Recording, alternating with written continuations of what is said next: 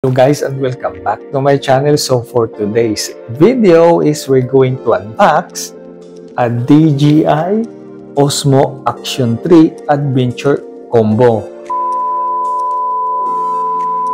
Disclaimer lang, this camera is not sponsored, So I bought this with my own money. So matagal ko siyang pinag-isipan guys kasi sa totoo lang hindi naman siya ganun kamura. Even though this camera came out last year pa. So, pinag-isipan ko talaga ito ng matagal kasi medyo may kamahalan nga din siya. It's almost like €400. So, halos 2 linggo ko din pagtatrabaho yun. So, kaya matagal ko siya talagang pinag-isipan. So, this year, lumabas na din yung DJI Osmo Action 4. So, yung ganitong klaseng combo is nasa almost 600 pa. So, hindi siya pasok sa budget natin. Ito lang yung pasok. So, ito yung binili natin. At hindi din naman sila nagkakalayo ng specification. Ang pinagkaiba lang is malaki yung sensor na Action 4 at mas maganda siya sa low light. So, another disclaimer guys, hindi naman ako techy when it comes to tech. So, babasahin ko na lang yung specification ng camera nito sa nakasulat dito sa box. So, ito ay may makaka-capture siya ng 4K with 120 frame per seconds. So, wide na din siya. Meron din itong horizon steady. So, pwede na din siya sa cold. Resistant na din yung battery nito hanggang -4 degree. At meron na din siyang quick release vertical mount. So, ipapakita natin yun mamaya kung ano makita sa loob. At hanggang 16 meters yung pagiging waterproof niya at hindi mo na kailangan bumili pa ng waterproof case kasi ito pwede na siyang isubmerge sa tubig within 16 meters. Siguro pag sumobra doon, kailangan mong bumili ng separate na water case, ganon. At ito na rin ay dual touchscreen guys. So meron siyang screen sa harap at sa likod and both are touchscreen. So ito yung DJI, mas pinili ko to kasi touchscreen na yung harap at yung likod na screen nito. So tara, bubuksan na natin. So, by the way guys, I ordered this one sa Media World dito sa Italy kasi naka-discount siya.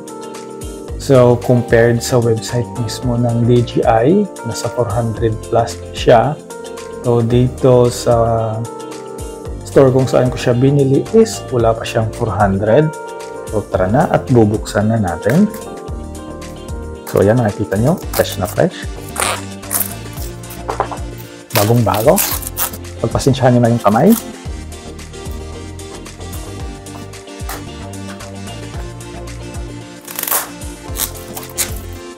So, dinig na naman guys.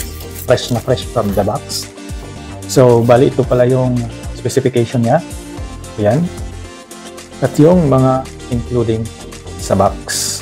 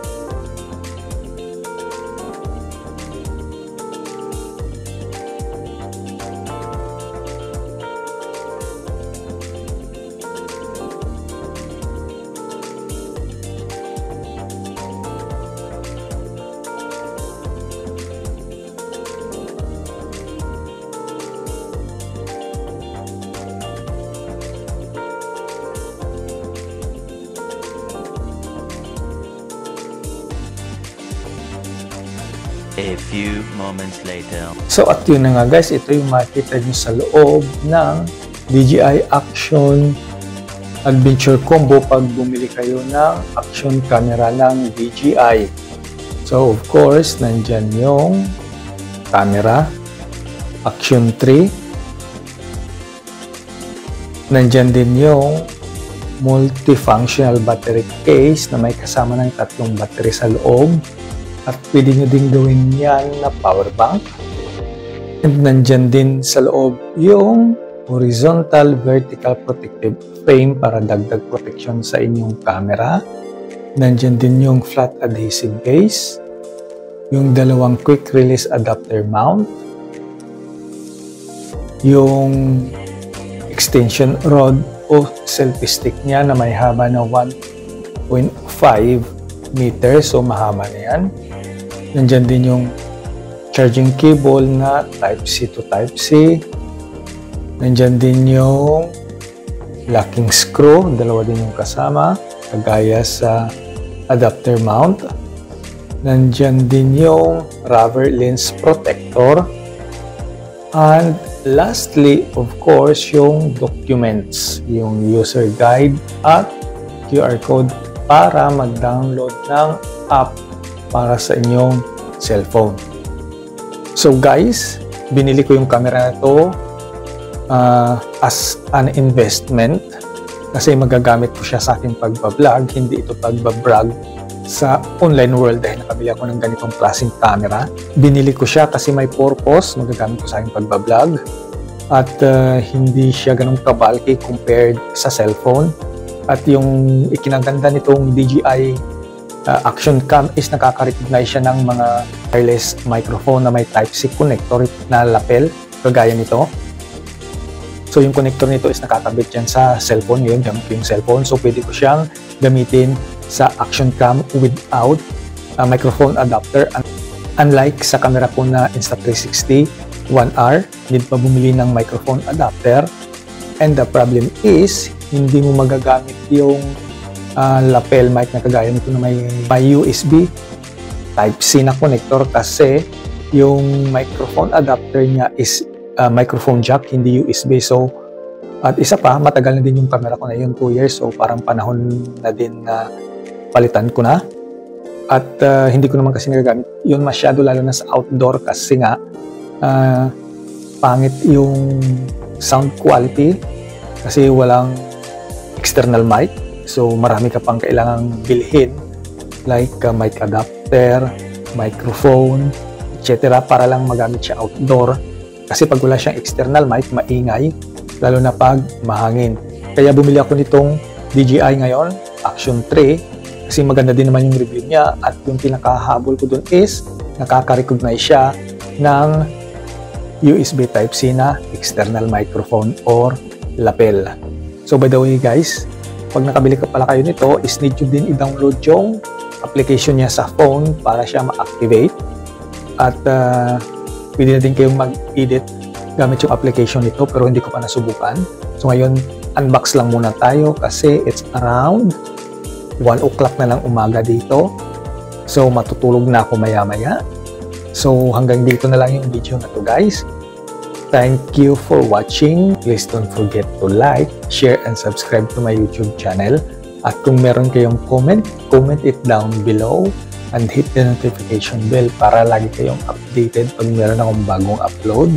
So halata naman guys, antok na ako. It's almost 1 o'clock na ng umaga dito.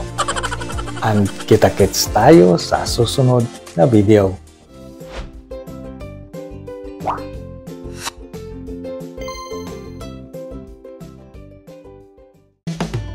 Thank you for watching. Don't forget to subscribe, like, share, and comment down.